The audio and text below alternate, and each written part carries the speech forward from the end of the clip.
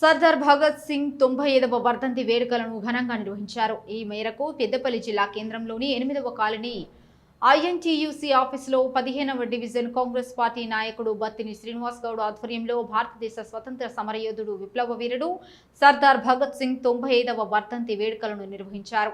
భగత్ సింగ్ చిత్రపటానికి పూలమాలలు వేసి నివాళులర్పించారు. అనంతరం మాట్లాడుతూ భారతదేశ స్వతంత్రం కోసం తన ప్రాణాన్ని సైతం లెక్క చేయకుండా ఉరికంబానికి ఎక్కిన ఈ మహనీయుడిని కొనియాడారు. ఈరోజు భారతదేశ స్వాతంత్ర సమరయోధులు మన ప్రజలను చైతన్యపరిచిన విప్లవ వీరుడు సర్దార్ భగత్ సింగ్ గారి 95వ వర్ధంతి సందర్భంగా ఆ యొక్క మహానాయకునికి మనం 15వ డివిజన్ కాంగ్రెస్ పార్టీ పక్షాన ఈరోజు నివాళులు అర్పించడం జరుగుతూ ఉంది.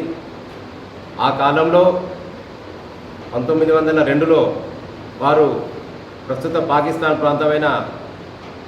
ప్రాంతంలో జన్మించి భారతదేశ స్వాతంత్ర్యం కోసం ఆయన పుట్టడమే విప్లవ కుటుంబంలో పుట్టి వాళ్ళ తల్లి తండ్రి కూడా విప్లవ కుటుంబం సభ్యులే. వారి యొక్క నాన్నతోని ఈ దేశ స్వాతంత్ర్యం కోసం ఆనాడే ప్రజలను చైతన్యపరిచి విప్లవానికి నాంది పలికి ప్రజలందరి భారతదేశానికి స్వాతంత్ర్యం కావాలని పోరాడినటువంటి మహా ఉన్నతమైనటువంటి వ్యక్తి సర్దార్ భగత్ సింగ్ గారు.